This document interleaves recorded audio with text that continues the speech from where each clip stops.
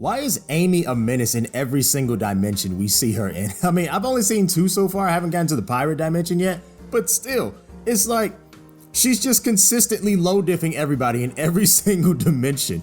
So it's like, okay, you got Rusty Rose, right? She's just beating everybody, just casually low diffing everybody in like Knuckles, Rouge. She didn't fight Tails, but she fought Sonic and she was pretty much about to beat him then. And then you got Thorn Rose, and she regularly low diffs Big, Rouge, Knuckles, Tails. It's just, what the heck? And she's like literally the boss fight of that dimension. I'm like, what the heck? Why is Amy so she's just a freaking menace, man. Like, what's going on? And don't even get me started on Tails, bro. Tails, at least in the dystopian dimension where Eggman's ruling, Tails is also, he's like an angry Ratchet from Ratchet and Clank, right? He's like an angry Ratchet. He's like real smart and everything, you know, tinkers with machines and stuff. But it's like, this Joker, like he literally, like he's on the computer, he's typing, trying to hack into like Eggman's system as a robot comes up behind him, and Tails just slowly just dismembers the robot from behind him with his other 7 tails. And he just slowly pushes the robot into the laser away from him and just slowly kills it. It's just like, what the heck? Like, come on, bro. Well, Tails is also kind of a freaking menace. He's just a freaking savage, bro. And it's like Knuckles, he thinks Tails is an enemy, right? He tries to run up and he's about to punch Tails, and Tails just sticks up one of his sharp tails. Is like, no, don't touch me. Like, he's like, don't you touch me. It's like, catch up a kid now, I'm one of the good guys. I'm like, dang, Tails, you kind of sexy in this dimension, ain't you? Like, this junkie is just a freaking savage. Like, what is he doing? Oh my god. But anyways, hi, I'm Vagabond Kana. This is the review for Sonic Prime, episodes 2 through 4. So we picked up to where we left off in the last episode with Sonic vs. Shadow, and just as I feared, Sonic is, you know, kind of getting beat up. I'm sorry. I hate to say it, but Shadow's kind of beating his tail, and it pisses me off. It freaking pisses me off. Like, I really want Sonic to actually, I mean, technically you could say he won the fight, but like, let's be real. Shadow would have won. Like, he was really getting the hits in, and Sonic really wasn't getting the hits in. It's like Sonic makes a tornado outside of Shadow. Shadow makes a tornado inside and just pushes Sonic off of him. Like it's like a stronger tornado. I'm just like, man, stop getting beat, man. God dang it. As a Sonic stan, this physically hurt me, and I wanted to cry. I did. But anyways, so Sonic, he really shoved Shadow off of him, because Shadow, he delivers like one good punch to Sonic in the face, and and it was just so disrespectful. I was like, man, he's getting disrespected. No. But anyways, so Sonic, he's like, he pulls off a cheap shot. He's like, oh look, Eggman behind you, and Shadow actually falls for that garbage, and then Sonic just says, he just one-shots him pretty much, and he just pushes him into the rocks. That doesn't really put Shadow down, but it gets Sonic a chance to get away from Shadow, right? So he really just slams him into the rocks, and Sonic just dips. He just dips because he's trying to catch up with his friends. That's what he's really concerned with. But god dang it, man, freaking Shadow's always like, it seems like every time a Sonic versus Shadow fight comes, Shadow always has the edge, and that physically hurts me, man. I swear. Anyways, I gotta move on from this before I start crying. No, but anyways, so we get out of the flashback and go back to modern day Sonic, and modern day Sonic is trapped. Rouge and Knuckles actually save him. Tails hacks Amy and actually gets Amy on their side. That's how she becomes an ally. And then the animation, I tell you, the animation for this scene, when they actually start fighting all the robots and stuff, it has so much personality to it in this, like everything really that they do in this series has so much personality to it. It really captures, it feels like I'm looking at Sonic the freaking Hedgehog. I swear to you, I kid you not. It just feels right. There's even a scene where Sonic is teaching Knuckles and Tails to spin dash. And it's like, cause like Eggman powers up these robots, right? And Sonic is like, and then Knuckles is like, oh man, they're too strong and too fast. And Sonic's like, too fast. Don't you ever say that to me again. I will beat you. No, I'm just kidding. He doesn't say that. What he actually says is, what you need to do, my good friend, is learn how to spin dash. And then they start doing all kinds of Sonic Heroes nonsense, because it's really just the three of them, which is, it's kind of funny because they don't actually try to have Rouge or Amy spin dash, but I guess they don't spin dash.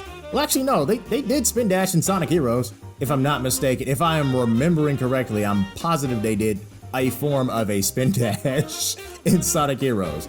Amy and Rouge. But I mean, hey, whatever. It is what it is. It's all about the OG3 anyways, right?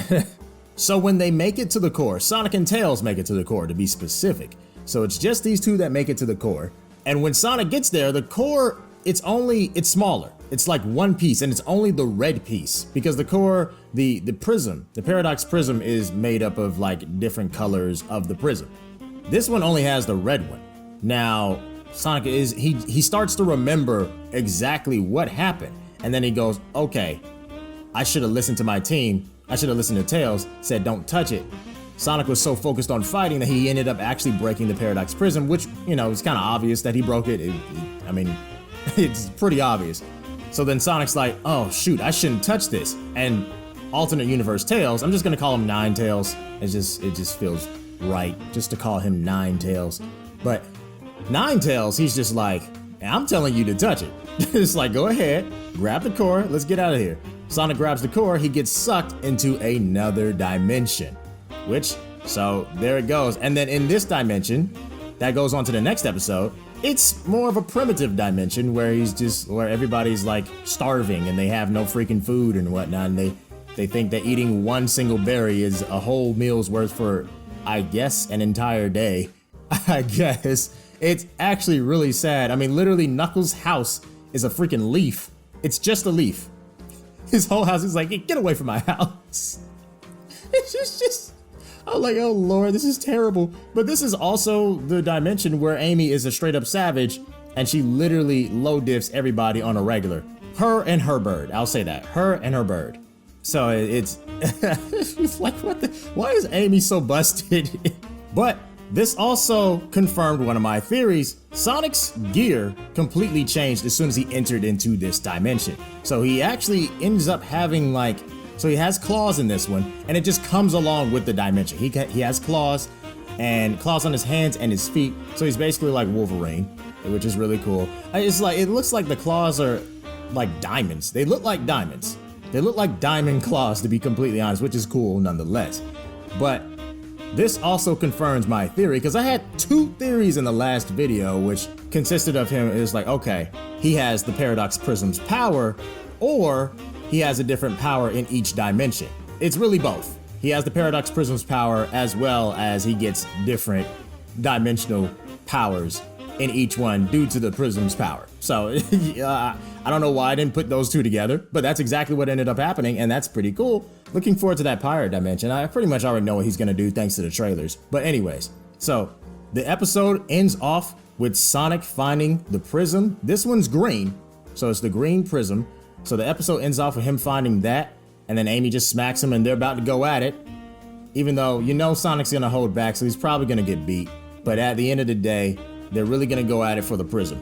So this is gonna be, hopefully it's gonna be something interesting. It would be cool, it would be crazy to actually see Amy legitimately put up a legitimate fight against Sonic. That would be interesting. And they're just going high diff. But I doubt it. I think it's either Sonic's gonna get his butt whooped or Amy's gonna get her butt whooped. It depends on how hard Sonic tries. That's what I'm assuming. But that's the end of the episode. Loving Sonic Prime to death. I'm looking forward to season 2 already, because I really want to see how they're going to implement other things and what other dimensions are going to be put into the series. So this is a fun time. I'm not gonna lie. Everything is lively. Everything has personality. They are doing a phenomenal job. The voice actors are really good, and they change up their voices due to the dimension that they're in. So Tails has a more rough sound in the dystopian dimension. Knuckles in it's kind of weird to say this, but Knuckles kind of reminds me of Raphael from the 2012 TMNT in the primitive dimension. It's just kind of funny. But yeah, I mean, this series so far is really, really good, and I'm gonna watch the rest of the season, and I hope to come back soon to review more episodes. But hey, make sure you guys like and subscribe. I will be back with the final episode reviews and my overall thoughts on the entire season. And then I'll go over some Twitter comments and see what the whole community thinks. Hopefully, you know, they calm down with the shipping, because you know how everybody's just crazy about that for some reason. I hope they don't just talk about just shipping, please. But we're gonna go over some Twitter comments, okay?